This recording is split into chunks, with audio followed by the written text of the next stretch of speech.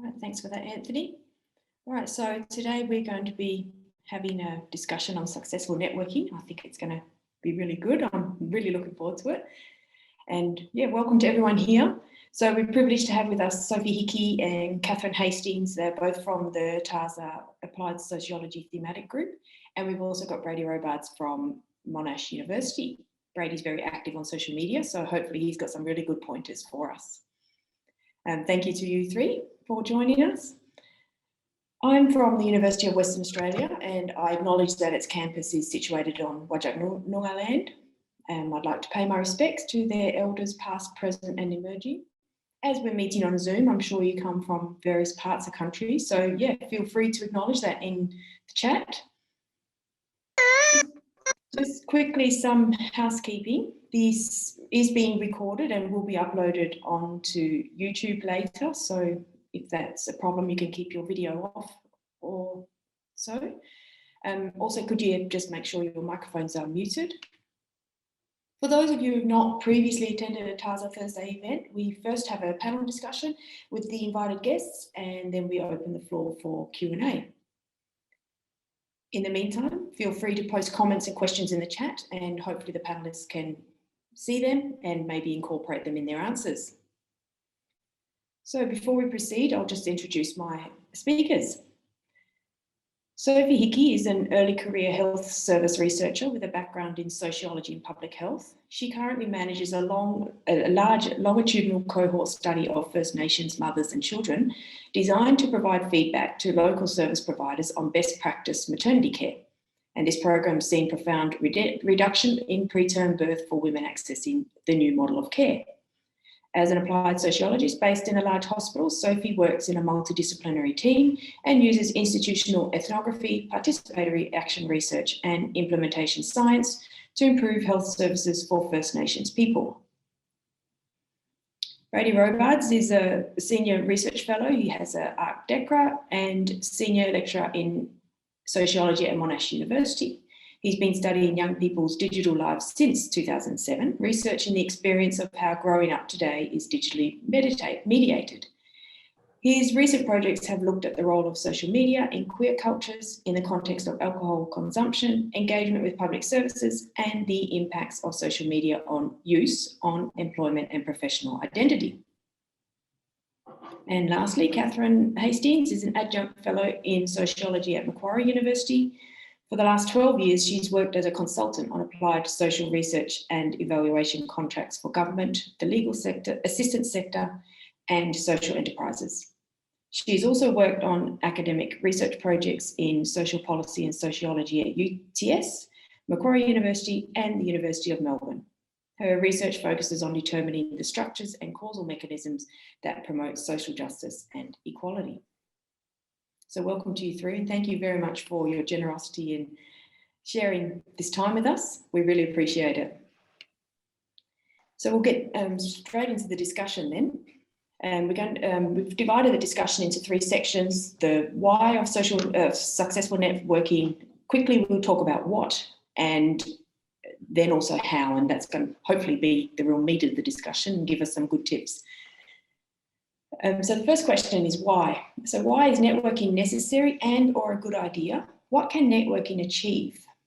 So I thought if we start with Sophie, if you're ready to start us off. Yeah, sure, why not? Hi, everyone. So I'm calling in from Yagara and Turrbal Country in Brisbane. So why networking? Is roughly the question? Yeah, that's right. Okay, so yeah, so from my bio, you would have heard that I work a lot with Aboriginal and Torres Strait Islander families, and relationships are obviously really important when you do that. So there's definitely an amount of networking that's, I wouldn't really call it networking so much as investing in relationships. And so there's that side of it. Then there's the kind of, I find the benefit of networking with groups like yourselves, with international, I've got some methodology groups I'm part of. It's getting different perspectives on research methodologies is important for my learning. you know, as much as it would be working with Aboriginal people and Indigenous knowledges. And then obviously there's the self-interested part of what collaborations can I forge, you know, what new research opportunities or working opportunities or intellectual coalitions of action can we, you know, come up with. And I am an introvert, so I hate networking in a kind of, you know, unofficial have a chat at a conference with a random person.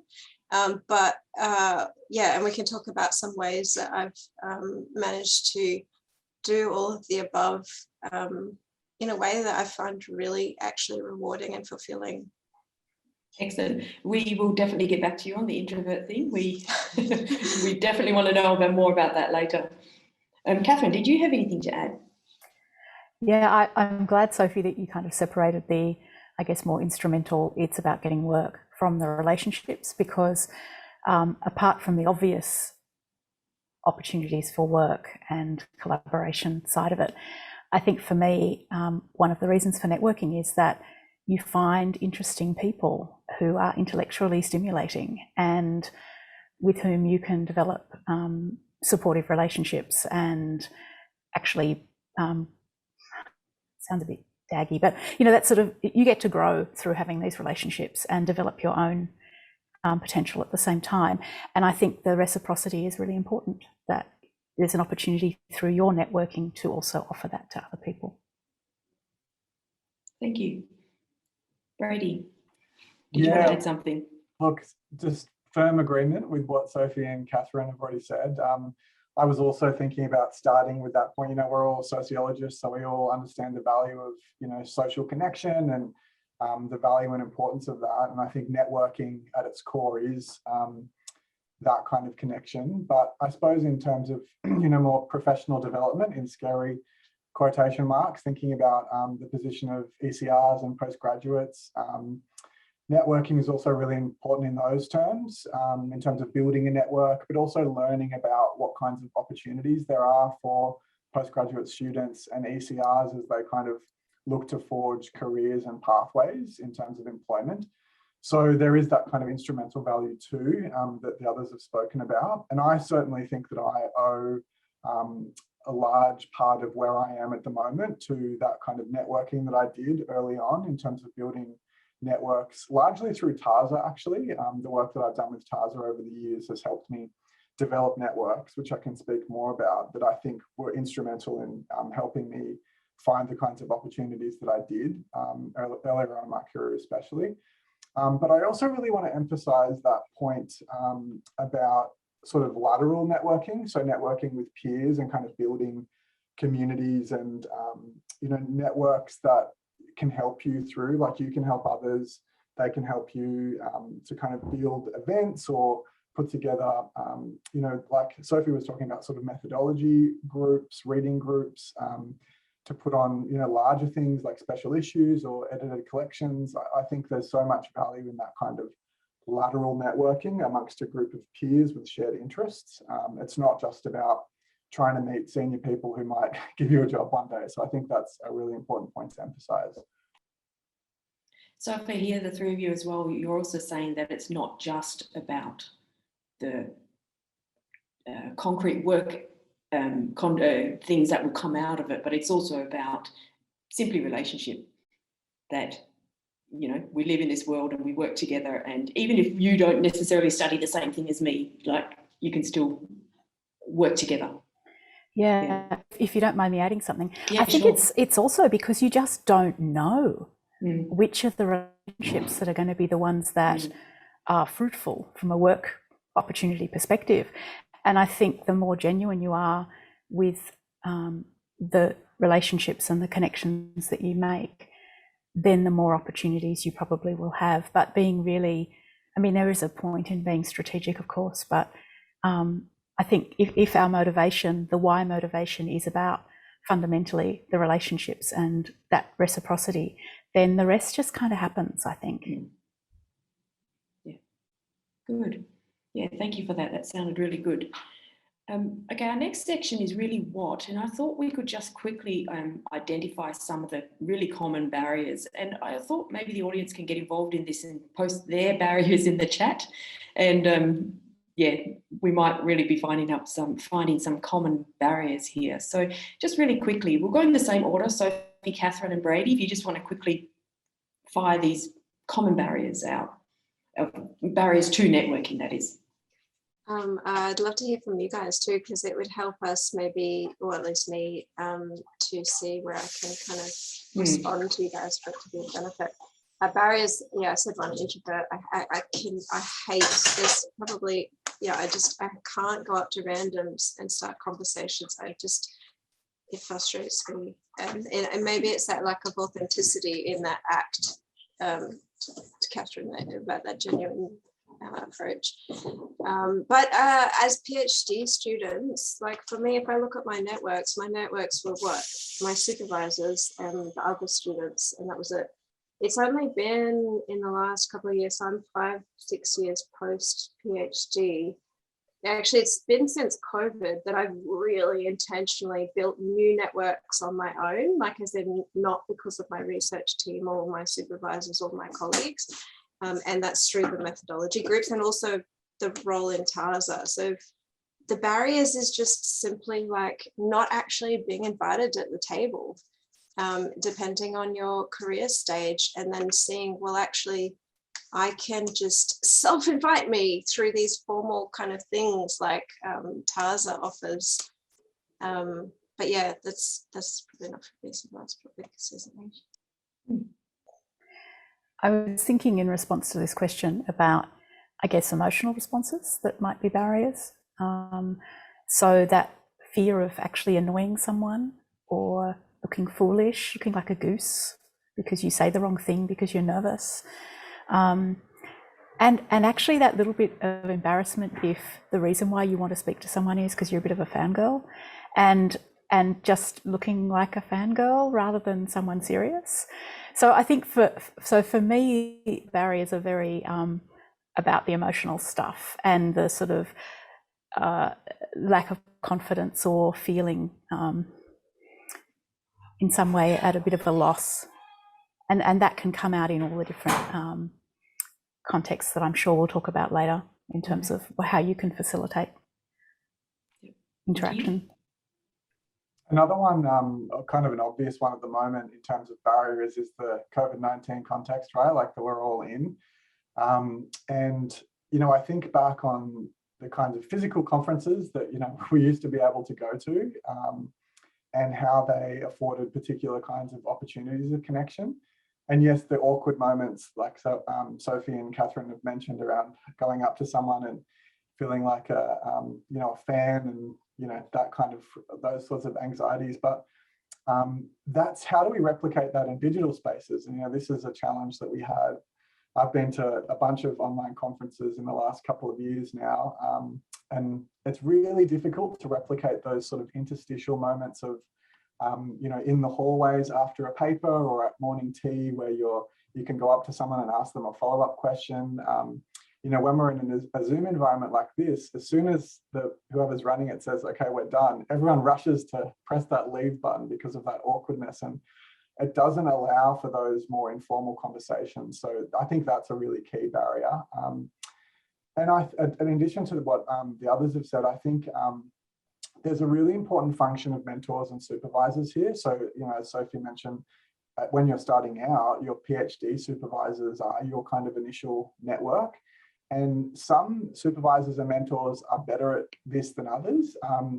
And I think, you know, people who have had really good supervisors that mentor them and network them in very, very subtle ways without explicitly going, you know, you should meet this person, here's this person, talk. There are much more subtle ways that can work around organizing events and inviting people to your department. And so if you don't get that, if you don't have that support, that can be a barrier. And thinking about Sophie's comment as well about not being invited to the table, sometimes we have to make the table for ourselves, even when we're very junior. And this was something that a group of colleagues and I did my PhD at Griffith, and we saw that there was a need for some kind of like seminar series. So we started it ourselves. We had no budget.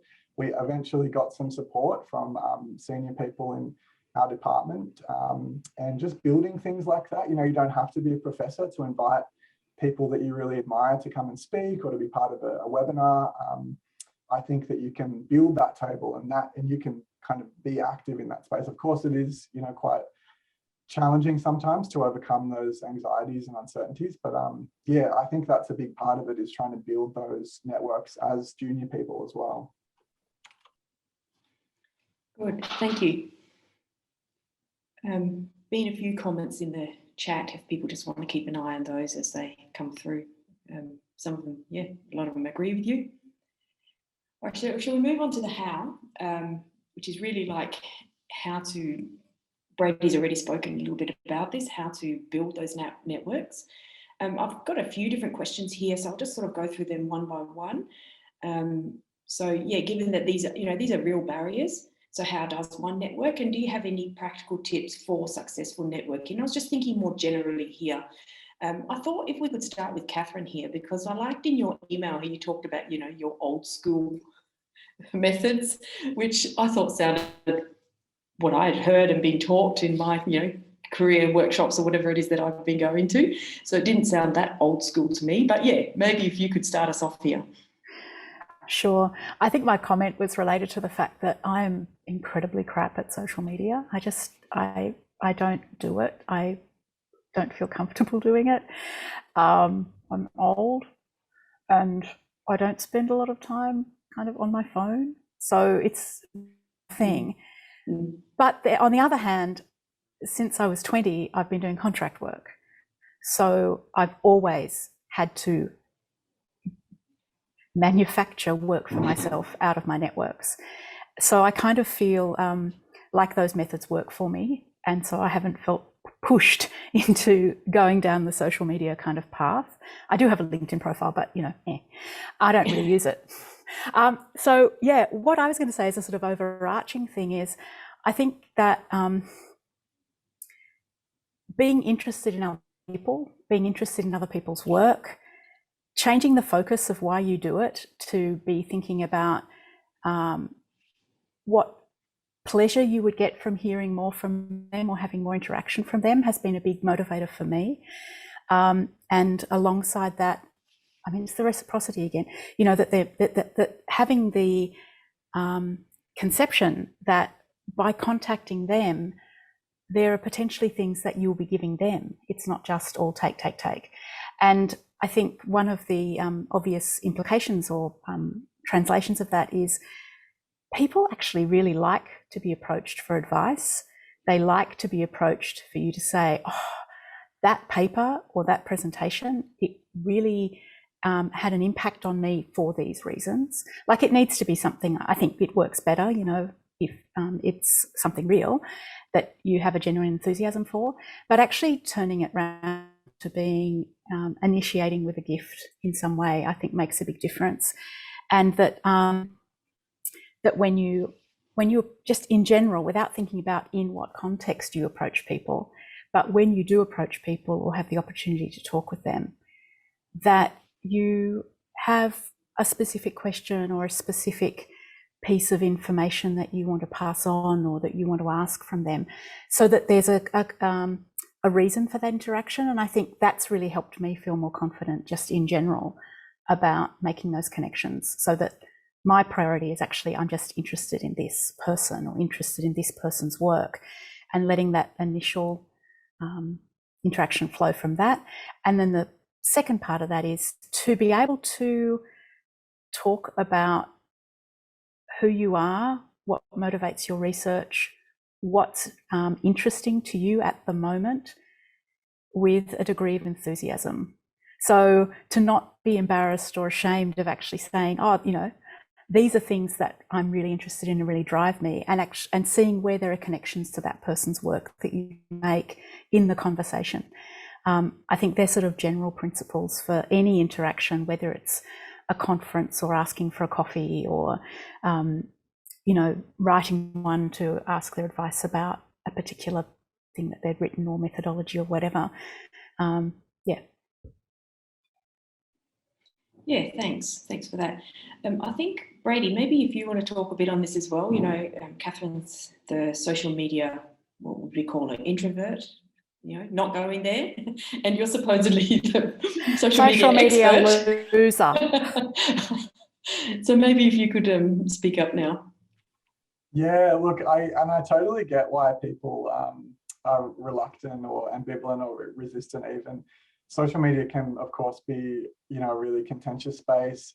It can be a huge time suck when you're trying to focus on a PhD or a research project and you find yourself doom scrolling on Twitter for hours and hours, especially at the moment. So I totally get that. Although having said that, I have found platforms like Twitter to be quite useful.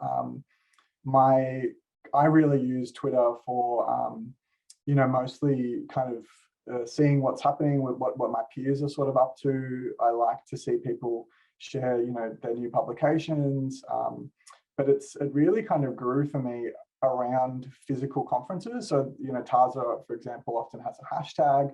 And so people who go to the conference will, maybe tweet about a paper they've seen or try and organize something using that hashtag. And it allows people to have a kind of back channel, which can be really useful, especially if you're quite, have some anxieties around meeting people in physical spaces. Sometimes saying, oh, I follow you on Twitter, or, we were chatting on Twitter, maybe we can talk about this over a coffee. It's like that little bridge.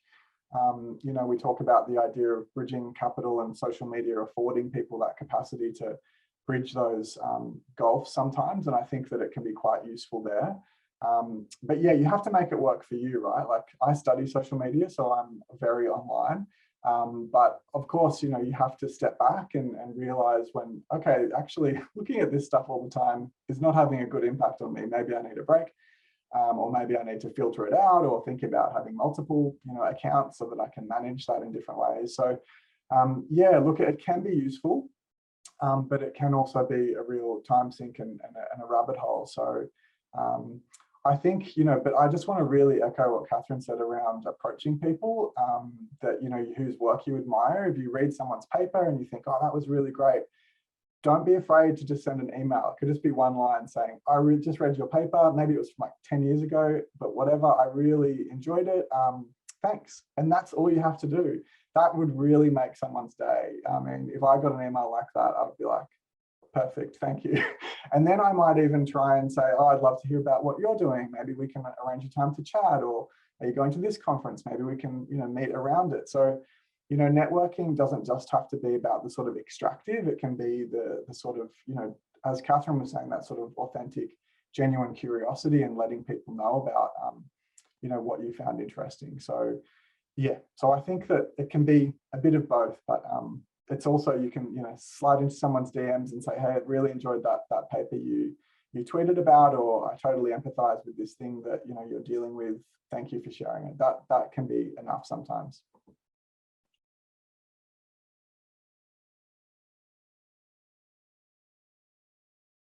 Oh, I think you're on mute, Dorinda. I'm on mute, sorry. Thanks for that, Brady.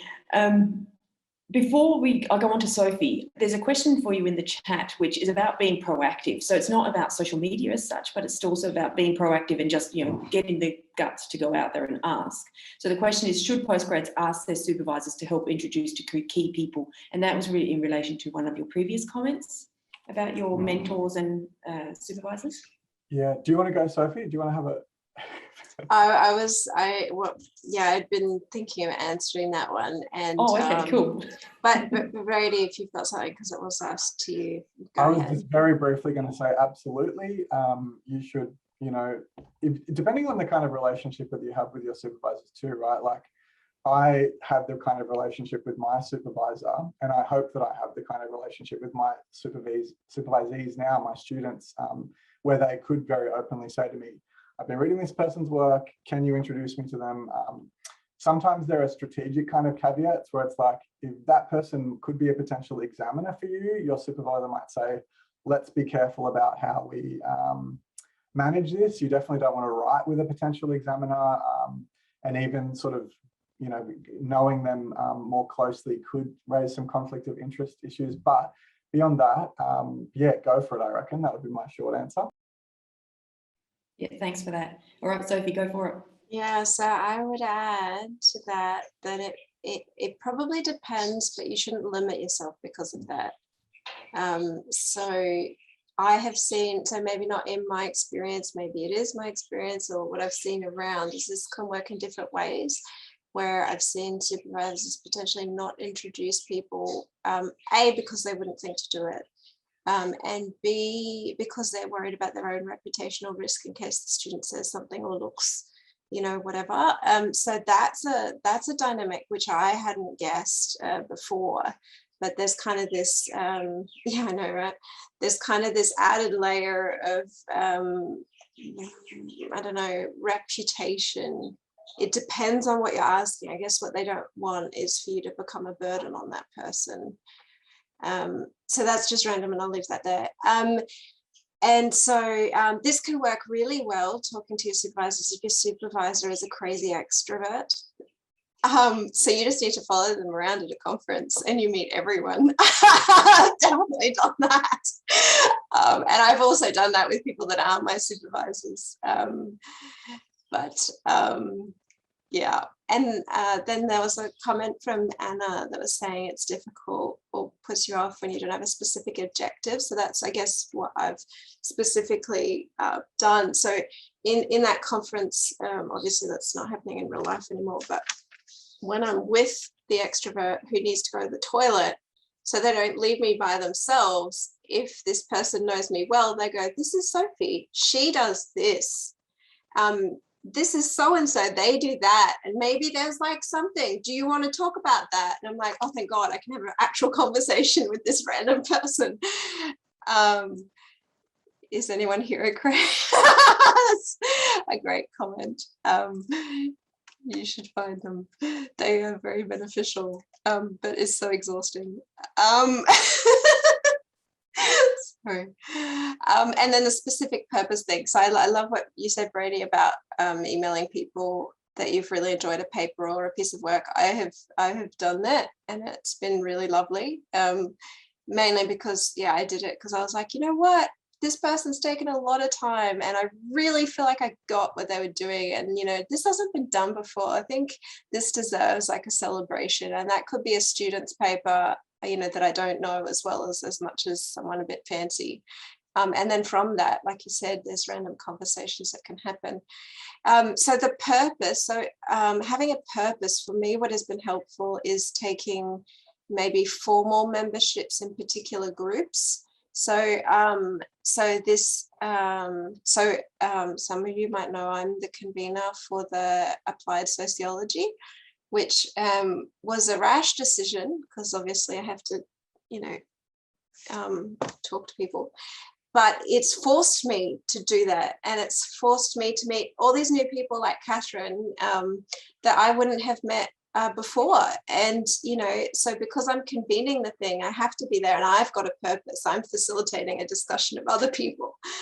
So I've found that a really great way to get involved, I guess. You put yourself on mute again, so that must be it. Thank you. Go ahead. Yeah, good. Thank you. My next question here, and we've talked about this a little bit, is about practical tips for the virtual space. We have talked a lot about, you know, conferences. Sophie talked about following people around at a conference and, you know, trying to get a good conference buddy, maybe we should be talking about that. But yeah, like we've gone into this funny space of Zoom, you know, lockdowns, conferences being cancelled.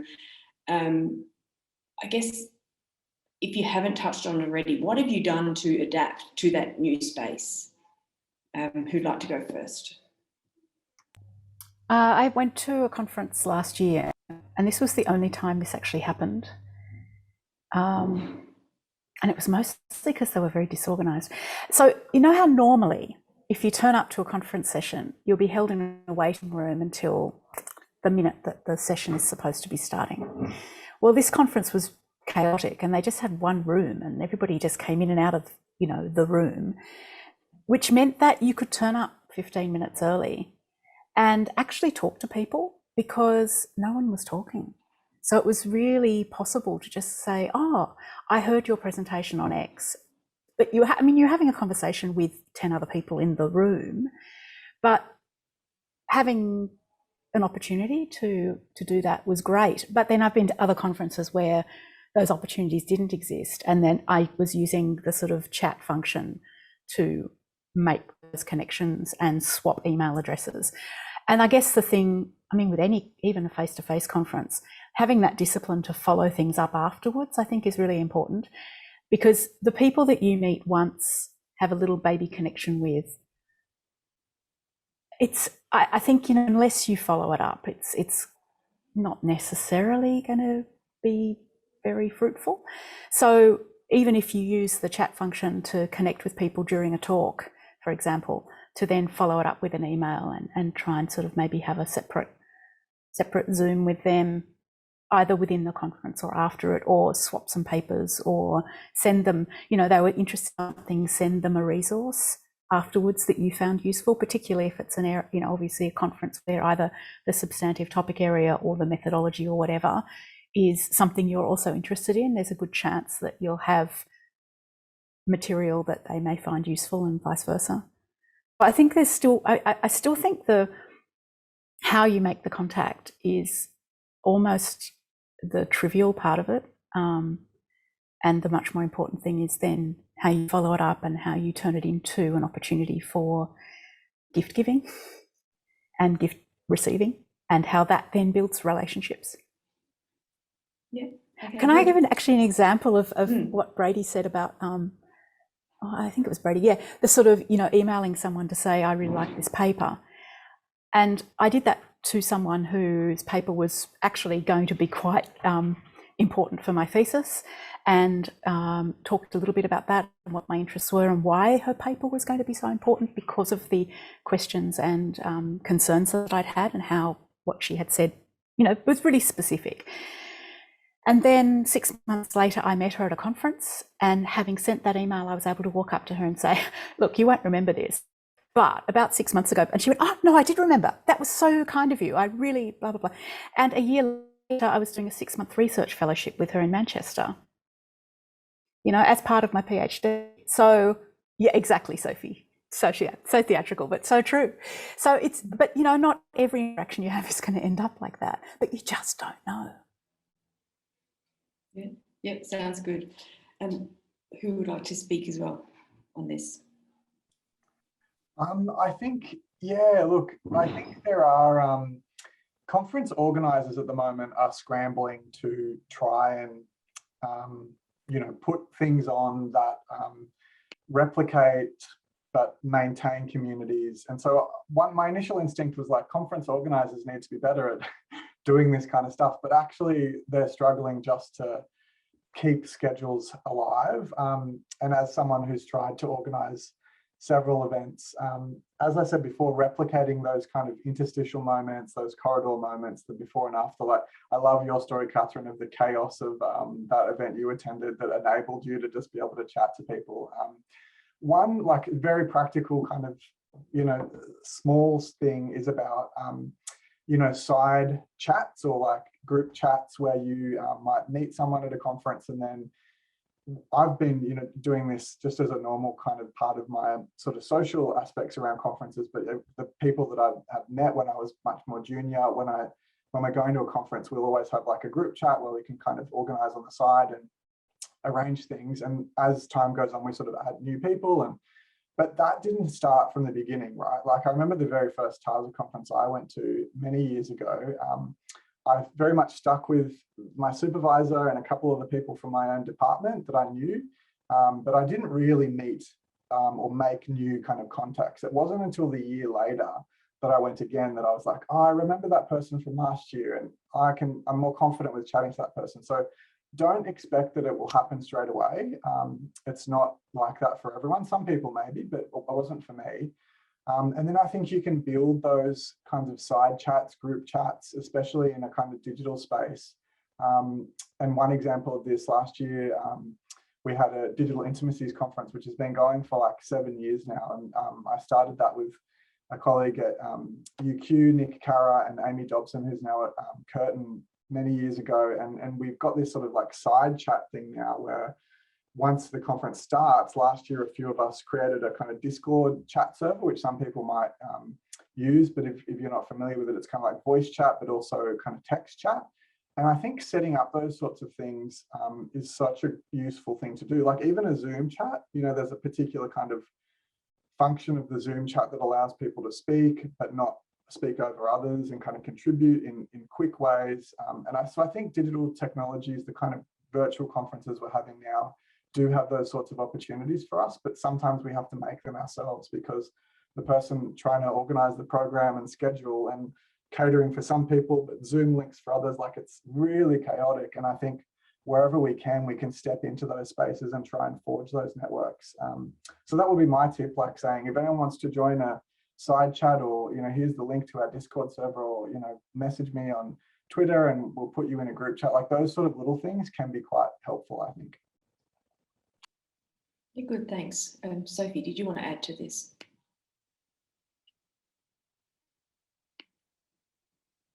Just You're on mute. mute, Sophie. Sorry, I was so in the conversation, I forgot. The irony. I was saying, sorry, not on that specifically. I just agree with what you guys are saying. It's good stuff. Maybe some other things to contribute that I found beneficial in terms of forging my own networks, not reliant on like with actual randoms, has been signing up to mentoring programs. So some associations do this. I'm not sure TASA does. The ones that I'm part of, for example, Health Service Research Australia New Zealand Association has one. The Study of Social Problems has one. And I found that really great because I've been paired with someone, whether I'm mentor or mentee, that is totally out of my control to who that is with. And it's often someone who either lives in some other part of, yes, informal mentors are great too. But really, if you're having struggle finding who that mentor could be, this is a great option. And they've led to all sorts of things. The HSRANTS one, the health service one, I'm now on the executive committee of that association. Like that's random. That wouldn't have happened if I didn't just sign up for the mentorship thing. And the Study of Social Problems, which is predominantly North American programs. Do you want to just write them in the chat if anyone's interested in following that up, the names of those associations?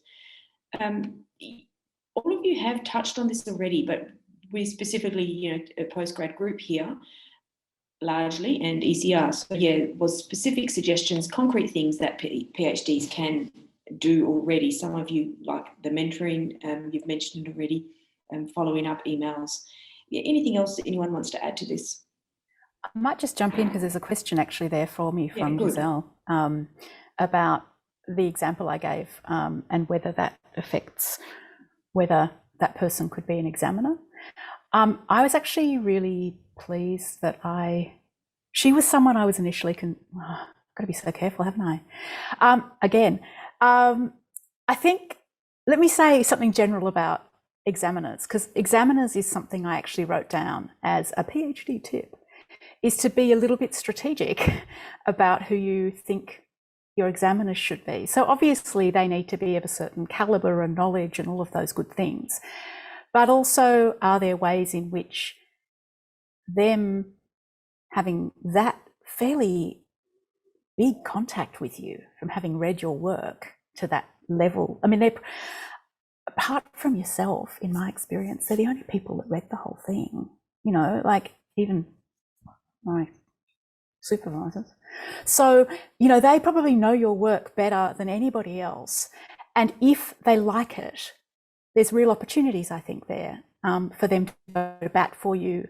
My examiners have been referees on projects, maybe a reviewer on a postdoc application. So there's a bunch of things going on from that. But I also tried to meet in some way, even if it was just by email, people before I put them up as potential examiners, because I wanted to get a sense of more than just what they're like when they write for a peer-reviewed publication. And this was a particular example where I thought that this person was probably less useful as an examiner, but that this other opportunity would be amazing.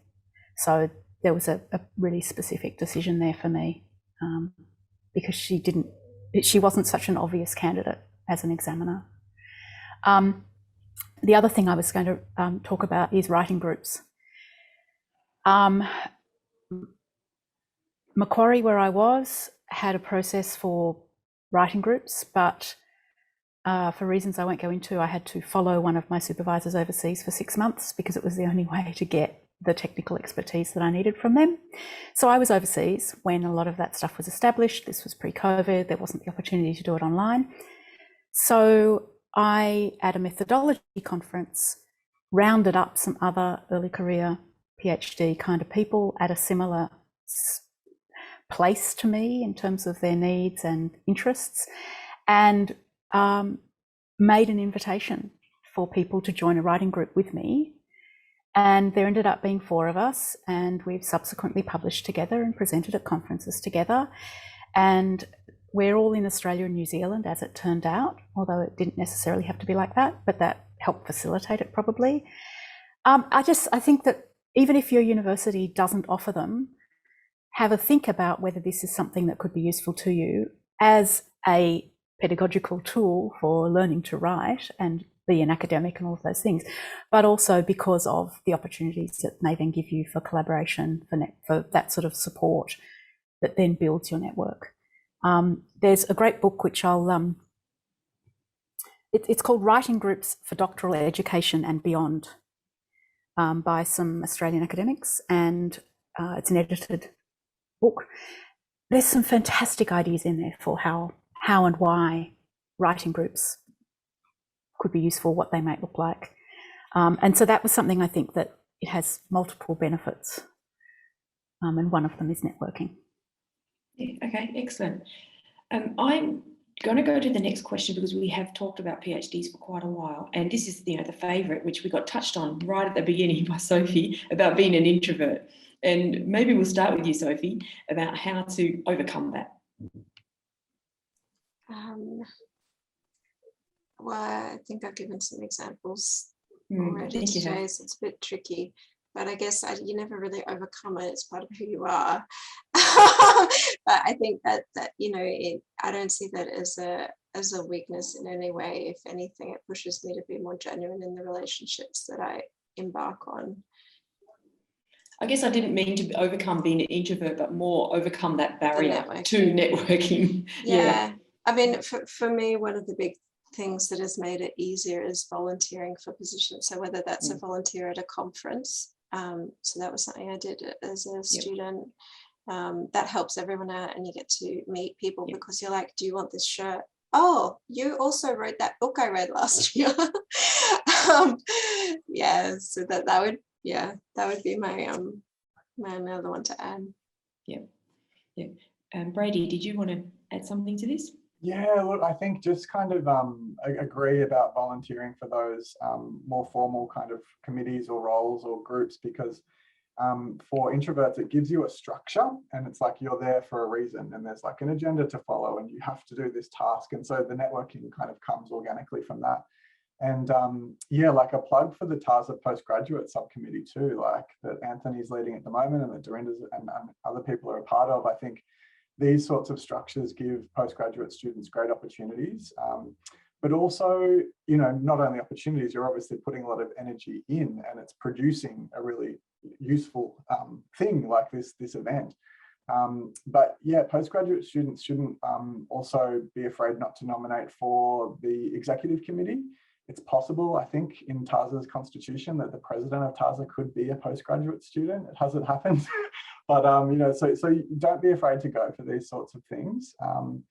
And I think the other thing is, again, thinking about how to approach people. If you're an introvert, going in with just genuine questions without worrying too much about how to do the next step, like how to do the networking bit, but just going in with a question, I think that's enough to start, and then you can kind of flow on from there.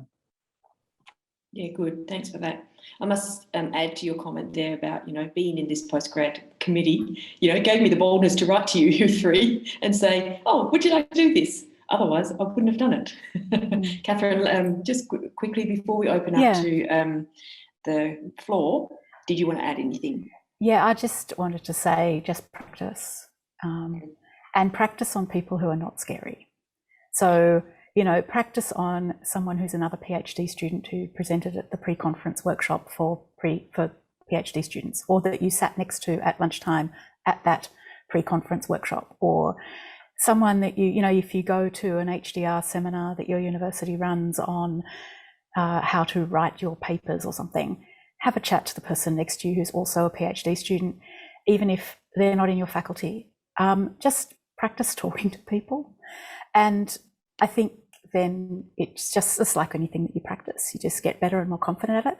And the other thing I was going to say is, don't take it personally if someone looks over your shoulder as you're talking to them to find the more important person in the room, because there are people like that. And it's actually not personal, it's their problem, not yours.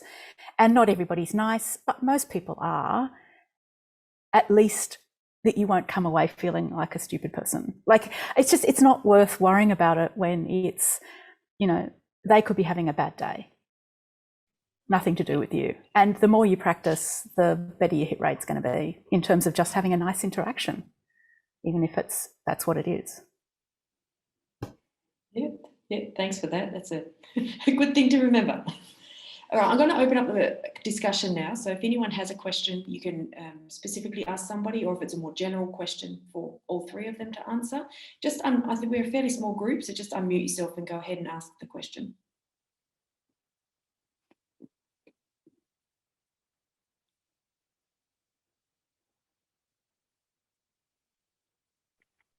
Look at this, are we all introverts and we don't dare go first?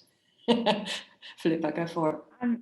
I just wanted to, I guess, make a comment, because just in terms of what I mentioned about informal mentors, because Catherine has actually been a mentor for me over the last 6 months, and on an evaluation project that I was involved in. And I just have to say, Catherine was incredibly generous. It just helped me enormously. And I feel like that's really cemented more our friendship and our relationship. And I guess I was also approached once I finished my PhD by an academic who I hadn't really met through the research, and she offered to act as a mentor. And so I've had an ongoing relationship with her. So I guess I'm probably reinforcing that idea of relationship without an idea of wanting it to lead somewhere, because I know in my own life, every job I've got is through a connection. It's very rarely through actually applying for a job. And sometimes it's quite random, and there's a lot of serendipity in that. So yeah, I guess just wanting to reinforce that. I'm hopeless on Twitter too. I've got an account, but I just don't use it. And maybe that's a generational thing, I don't know. I do use LinkedIn. And I used LinkedIn a couple of days ago to approach a refugee researcher who I'd never met before. And I just sent her an invitation because I couldn't find her email. So I sent her an invitation, and she was absolutely delighted to connect with me. And we've had some great discussions. She's going to come and talk to one of the postgrad master's courses I'm involved with. So just reinforcing that idea of, reaching out, either someone's going to say yes or no. I also sent a LinkedIn message to someone else who hasn't responded. But I guess it's that thing, what you're saying, like, don't personalize. Sometimes people are busy, you've just got no idea, but just give it a go. Yeah, thanks for that. Appreciate that comment. Did one of you three want to respond to that at all or add to it? Only that my first evaluation job was because I had heard someone lecture and I went to her. She was a pretty senior evaluator. Went to her and said, this is something I find really interesting. It's like blown my mind that this work exists. can we have a chat? And she actually gave me, down the track a little bit, work that I did for 3 years with a centre that she was director of. And that, you just don't know. I keep saying that. But also the little short-term benefits of just increased knowledge, increased connection are in and of themselves really valuable, even if, you know, it's hard to trace what the big impacts might be later. For sure, that's how I got my first research gig too, Catherine. Sorry, that was a little soft. Could you repeat that? That was how I got my first research/sociology job, was going to lecture and going, actually I was a waitress and I broke my arm and said, well, I can't waitress anymore. I'm really interested by what you do. Can I volunteer for a research position? Make sure if you're not getting paid that it has a finite deadline though, if that is the approach that you're going to go. I end up getting a job obviously, but yeah. Yeah, good. Anyone else want to ask a question? Brady, you mentioned sort of like curating like a bit of a Twitter through like going to a conference and then being able to kind of like build on that. Like, can you just like start following a bunch of people, say in Taza, and just like stalking a bit, and then eventually kind of building up a network through that, especially because we don't have the physical sort of conference? Yeah, absolutely. I think, yeah, you know, there's no limits on who you can and can't follow. I think there's some good, you know, if you go to the Taza account, AUSTSOC, and you look at all the accounts that that account follows, that's a probably good starting place. If you've never used Twitter before, you can kind of follow other Taza members. I remember when, you know, I think, you know, a Newcastle Taza conference many years ago, and no one was really using Twitter. I think it was maybe me, Naomi Smith, and Deborah Lupton on the Twitters. And we wrote like a guide that went into the conference proceeding or like, you know, the conference program to explain to other people what Twitter was and how to use it, how to use the hashtag. And I think, you know, when I was the multimedia person on the Taza exec, there was one year where we had thousands of tweets. So it grew so quickly, and it was just, you know, there were thousands of tweets to this hashtag of people connecting and talking about the journey of getting to the conference, and then sharing papers and organizing drinks and lunch and all these sorts of things. And so there is that really vibrant community that hopefully does come back in the digital, you know, virtual kind of mode, and hopefully when we can get back together in person. But yeah, I think Twitter is, you know, spending time figuring out who's who and, you know, who's active, and starting maybe with your department and then expanding to other people in Taza. I think that's a great way of doing it. Sometimes people won't always follow you back. If it's someone that has a lot of followers, they might not even realize that you've started following them. So don't be offended if people don't follow you back, but you can like their tweets and respond to them and message them and kind of engage with what they're tweeting. And that's usually when I go, oh, someone's talking to me, I will follow them. Like, so yeah, I think, yeah, it's different for different people, but I've found it very useful in those ways. Thanks for that. Anne, did you want to talk? Because you've got a fairly big comment there. Was there a funny story there? Oh, hi everyone, it's Anne. No, I just think, like a lot of the people I've said today, there's this sort of reluctance, but if we can bring ourselves to move through that reluctance, and for me sometimes it's like trying to push through treacle, but you know, again and again, as a friend of mine said, you know, that red hot go, just give it a shot and try it. And it is nerve-wracking. So I've got a little extra piece of advice, which is after you've done something that you think was really, really brave for you, give yourself a little reward. And as an introvert, it might be being alone and having a little chocolate frog in the garden, or making that cup of tea that you would have made anyway, but tell it that's my little reward treat, because I did something that was really tough for me to do. And it might sound silly, but that idea that you do something that's risky and then your subconscious mind knows there's a little reward coming, it can help us be braver and braver to do the things that we find so hard to do. That sounds like a great tip, thanks.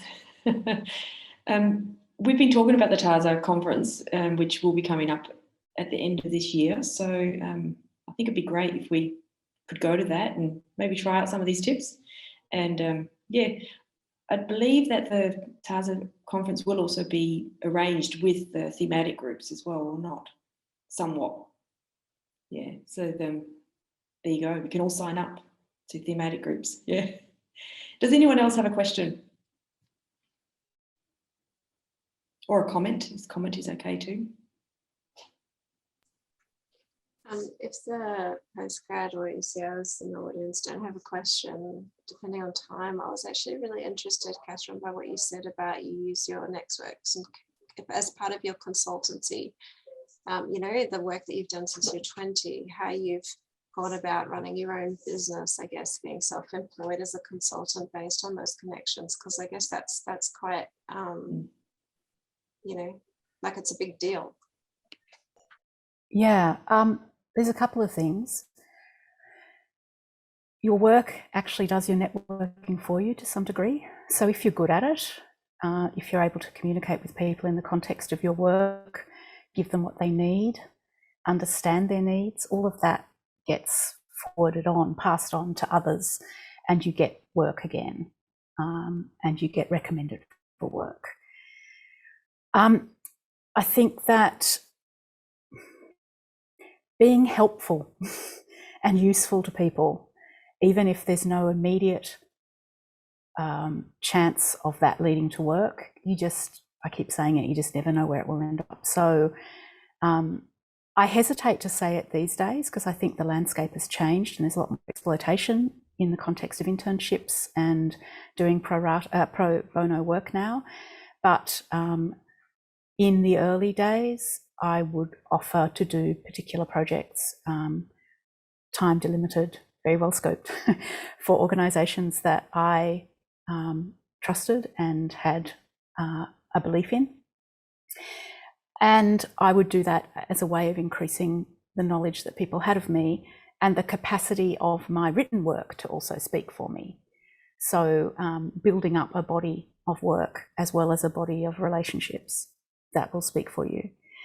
I think there's an awful lot of just you get to know people and you become better at communicating what drives you, what your interests are, what your skill set is within conversations that don't sound really cynical, and that you're, that's the only reason you're talking to someone. I think I started out as a theatre practitioner, so as a stage manager and lighting designer and production manager and stuff. And so you would just work with people on different projects, and the relationships on those different projects would then feed into the potential for work on other projects. And I think the same thing is true in academia. You know, if you have interactions with people in a writing group, or if you have interactions with people at a conference, or if you have interactions with people because you work in the department with them, or because, I mean, it's a job I'm doing at the moment because someone I had done work with in a department knew that I had a particular skill set, and so told someone else that I did when they were looking for it. I don't know, I'm not being very coherent, but it's something about how your work speaks for you and how you're able to speak about your work that I think is really powerful. One thing that someone said to me, two things actually that people have said to me that I think have been really important. The first one was being able to communicate the work that you do in a way that anybody can understand. So being able to speak in plain English, being able to speak to technical things in a way that people without that technical background can see the point of it, can hear the story out of what you're saying. I think that's really important for selling yourself. And the second thing is to have that enthusiasm for what you do. I think that really comes through, and it makes a difference to how people receive you. If you, I had a cup of coffee with someone recently because I was looking at research fellowships at the university at which they were now in a continuing position. They had that research fellowship 7 years ago, so I went to chat with them about it. And one of the things she said is that, when it comes to the interview, and you won't have any problem with this, it's really important that people see in your eyes and hear in your tone of voice that you're really motivated by the work, that you're really interested in the work, that you think it has meaning and significance, because that communicates to people. And I think these are just really general observations, but in the interactions you have, I think being really confident in what you're doing, why you're doing it, being able to articulate it, practicing being able to articulate what you do in 25 words or less and why, what the significance of your work is, what drives you. I'm very clear about what my motivations are for the research work that I do, and I can kind of apply that in any situation to any context in which I'm talking to people. And I think, sorry, this is a really random sort of answer, Sophie, but it's still about the relationships and not really knowing where the opportunities are going to come from. Therefore, just doing it because you're interested in people and because you're interested in the work, and letting that come through in the interactions you have. Thanks for that, Catherine. You've said that a few times through this hour about relationships, and just you never know what's going to happen. So I think that's probably a good note to end on. We are getting to the end. It is past 11:30 here in Perth. Guess that's 1:30 for you. So thank you, everyone. It's been a great discussion. Thank you especially to Sophie, Catherine and Brady for joining us. We really appreciate it, and appreciate your generosity in sharing this time with us. And yes, stay tuned for more of these TASA Thursdays. We do, as the postgrad group, we do host one. We try to host one once a month. So the links are usually in the newsletter, and you can get them from there. Thank you. Thank you all. Thanks wish you a good day. for organising. Yeah, thanks for the opportunity.